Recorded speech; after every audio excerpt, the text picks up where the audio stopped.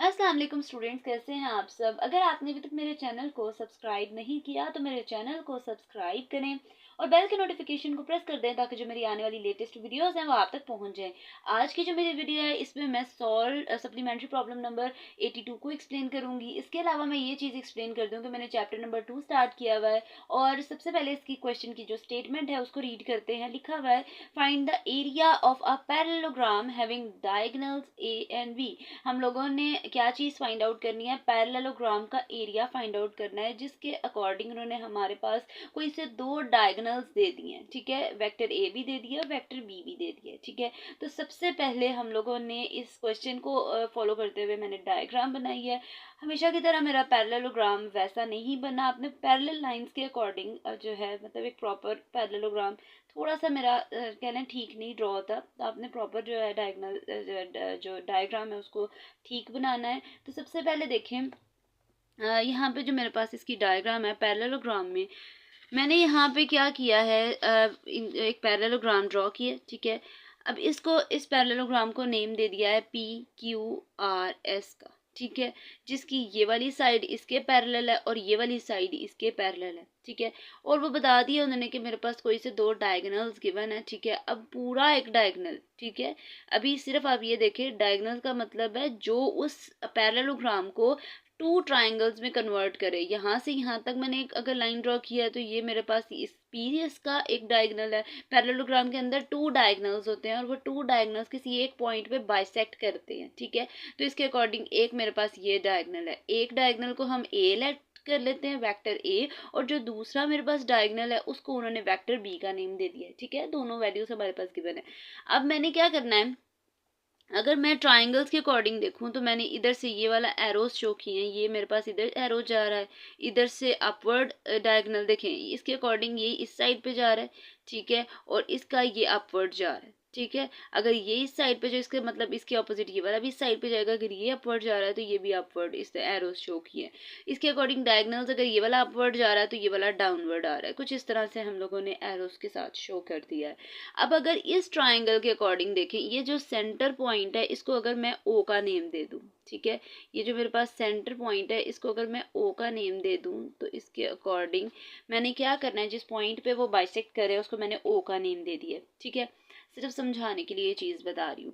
तो यहाँ पे उन्होंने क्या किया है, उन्होंने कहा है ये पी ओ आर एक ट्राइंगल बन गई है, पी ओ क्यू एक ट्राइंगल बन गई है। फिर नेक्स्ट देखें, क्यू ओ एस एक ट्राइंगल बन गई है, आर ओ एस एक अलग ट्राइंगल बन गई है। ठीक है, अब ये वाली ट्राइंगल इसके पैरेलल है और ये ट्राइंगल इसके पैरेलल है, तो हम सिर्फ स्टडी करेंगे कोई सी दो ट्राइंगल्स को। ठीक है, अगेन ये चीज़ मैं एक्सप्लेन कर रही हूँ कि मैंने स्टडी करना है कोई सी दो ट्राइंगल्स को। एक ये है तो इसका मतलब ये वाली सिमिलर ट्राइंगल है, अगर इसको स्टडी कर रही हूँ इसका मतलब ये वाली ट्राइंगल सिमिलर है। ठीक है, और इसके अलावा ये भी चीज़ कह सकते हैं कि अगर ये 1/2 A vector A plus B vector B है तो इसके पैरेलल ये वाली भी 1/2 A vector A plus vector B होगी, और ये वाली अगर 1/2 A vector minus B vector है तो ये इसके पैरेलल है तो इसकी और ये वाली सेम होगी।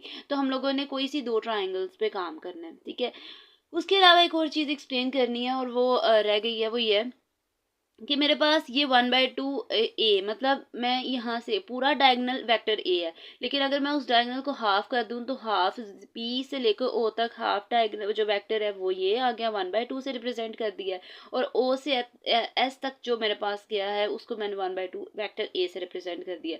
सिमिलरली आर से ओ 1/2 बी वेक्टर से रिप्रेजेंट कर दिया, और क्योंकि ये पूरा बी था तो मैंने उसको ब्रेक कर दिया है टू पार्ट्स में, तो इसका मतलब 1/2 बी वेक्टर हो जाएगा, 1/2 बी वेक्टर हो जाएगा। ठीक है, मतलब अब इसकी वैल्यूज कुछ इस तरह से आ गई हैं।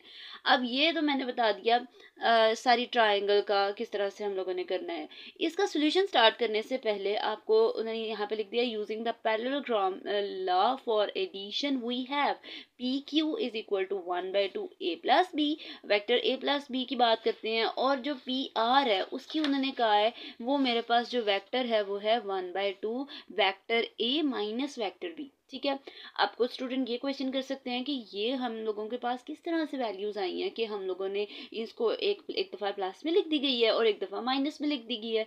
तो इसका जो कह ली एक्सप्लेनेशन है वो मैंने इधर एक साइड पे, क्योंकि मैंने यहाँ पे डायग्राम के अकॉर्डिंग इसको एक्सप्लेन करना था तो मैंने इस तरह से इस पेपर पे लिखा है। ठीक है, तो इस चीज़ को ज़रा कह लें कि इस पॉइंट के बाद यहाँ से पॉइंट्स कुछ क्लियर कर लें। मैं ये यहाँ पे जो लॉ अप्लाई हुआ है वो ट्रायंगल का लॉ है फॉर वेक्टर एडिशन के अकॉर्डिंग। अगर मैं लूँ पी से क्यू तक का डिस्टेंस, ठीक है, यहाँ पे देखिए अगर मैं ले रही हूँ पी से क्यू तक का डिस्टेंस, तो पी से क्यू तक तो वैल्यू मेरे पास जो आएगी वो किस तरह से आएगी, अगर इस ट्रायंगल के अकॉर्डिंग देखें तो ये पी से लेके ओ तक का डिस्टेंस प्लस ओ से क्यू तक का डिस्टेंस जो है वो किसके इक्वल है, पी क्यू के।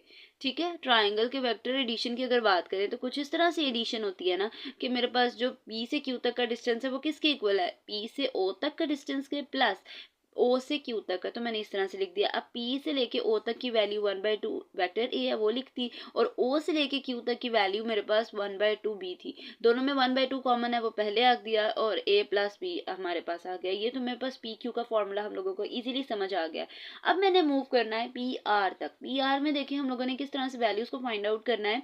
मेरे पास पी आर की अगर मैं वैल्यू देखूं, पी से लेके आर तक की पॉइंट की विथ किसके इक्वल है, पी ओ तक प्लस ओ आर तक। ठीक है, अगेन देखें पी से आर तक अगर मैं जा रही हूँ तो p o plus o are.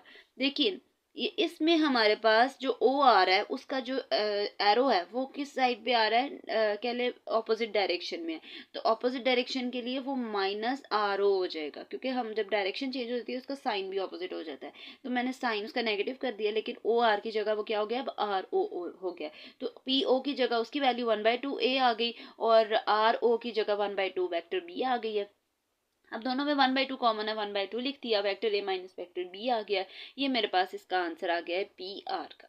ठीक है, दोनों फार्मूलाज जो हम लोगों ने लिखे हैं वो मैंने आपको यह जो है प्रूव करके बता दिए हैं।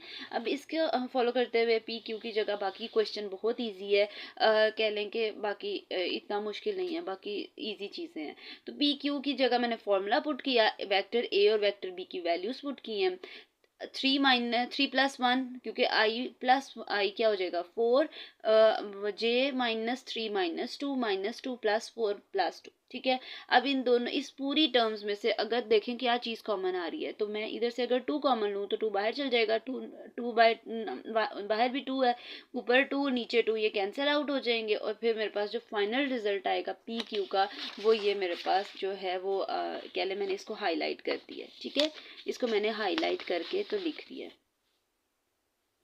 अब इसके अकॉर्डिंग मैंने क्या करना है, पी से लेके आर तक का डिस्टेंस फाइंड आउट करना है। ठीक है, पी से आर तक की वैल्यू में क्या करना है, फॉर्मूला अगेन वही है, उसमें पुट करने के बाद मैंने क्या करना है, सिंप्लीफाई करना है। सिंप्लीफाई करने के बाद एडिशन करनी है। एडिशन करने के बाद देखना है क्या चीज़ कॉमन है। इधर से भी मैंने 2 कॉमन ले लिया है, तो 2 और 2 एक दूसरे को कैंसिल आउट कर देंगे। तो मेरे पास ऊपर आई कैप प्लस 2 जे कैप -3 के कैप पी आर का आंसर आ गया। दोनों आंसर्स आ गए हैं। अब मैंने एरिया ऑफ पैरेललोग्राम को जब फाइंड आउट करना है तो उसको फाइंड आउट करने के लिए मुझे पी क्यू का क्रॉस प्रोडक्ट लेना है पी आर के साथ। अभी के लिए ये सिर्फ ये बता रही हूँ कि ये एरिया ऑफ पैरेललोग्राम का फॉर्मूला है, पी क्यू का क्रॉस प्रोडक्ट लेना है पी आर के साथ, और फिर उसका मैग्नीट्यूड भी लेना है। तो मैंने ये अभी सिर्फ क्या किया है, पी क्यू का क्रॉस प्रोडक्ट ले रही हूँ पी आर के साथ। आपने ये चीज़ नहीं कहनी कि ये मैग्नीट्यूड उसको रिप्रेजेंट कर रहा है, मैग्नीट्यूड क्रॉस प्रोडक्ट को रिप्रेजेंट कर रहा है। बाद में अगेन मैग्नीट्यूड लेना है क्योंकि ये मैग्नीट्यूड शो हो रहा है। तो आई जे के ऊपर लिख देना है, ऊपर मैंने पी क्यू की वैल्यू लिख देनी है, नीचे पी आर की वैल्यू लिख देनी है। 3x3 का डिटर्मिनेंट को एक्सपैंड करना है। एक्सपैंड करने के बाद इसकी सिंप्लीफिकेशन करनी है, और इसको कुछ इस तरह से हम लोगों ने सिंप्लीफाई कर देना है। ठीक है, ये देखिए जी मेरे पास इसका आंसर कुछ इस तरह से आएगा। वैल्यूज को सम अप करना है, तो जो फाइनल रिजल्ट आया है वो कुछ इस तरह से आया, आई कैप -+7 जे कैप +5 की कैप। ठीक है, तो अगेन इसका मैग्नीट्यूड लेना है। आई के साथ जो नंबर है वो 1 है, 1 का स्क्वायर ले 1 नहीं आएगा, 7 का स्क्वायर ले तो 49 आएगा, 5 का स्क्वायर ले क्या आएगा 25, और ऊपर आ जाएगा मेरे पास स्क्वायर रूट। अब इन सब वैल्यूज को अगर सम अप करूँ तो मेरे पास क्या आ जाएगा 75। ठीक है, अब 75 अगर स्क्वायर रूट के अंदर है तो मैंने यहाँ पे साइड पे करके ये चीज़ एक्सप्लेन किया कि अगर मैं 75 का एलसीएम ले लूँ, ठीक है, तो 75 का जब एलसीएम लिया जाएगा तो 325 टाइम 75, 5 टाइम 25, 5 1 टाइम 5, यहाँ पे मेरे पास 3 एक दफ़ा आया और 5 2 टाइम आ गया, तो मैंने 5 स्क्वायर लिख दिया है, और स्क्वायर रूट के अंदर 3 आ गया है, मतलब 3 अंदर ही रहेगा, और स्क्वायर 5 का स्क्वायर है, तो इसका मतलब ये स्क्वायर स्क्वायर रूट से कैंसिल होके ये स्क्वायर रूट से बाहर चल जाएगा। तो मेरे पास जो फाइनल रिजल्ट आएगा वो क्या आ जाएगा 5 स्क्वायर रूट 3। ठीक है, और यही आपका आंसर है। ये थी जी आज की मेरी वीडियो। होपफुली आपको मेरी वीडियो अच्छी लगी होगी। अगर आपको मेरी वीडियो अच्छी लगे तो वीडियो को लाइक करें और सब्सक्राइब करना मत भूलिएगा। तो इंशाल्लाह जो नेक्स्ट वीडियो होगी वो फर्दर क्वेश्चन से रिलेटेड होगी। तो तब तक के लिए अल्लाह हाफिज़।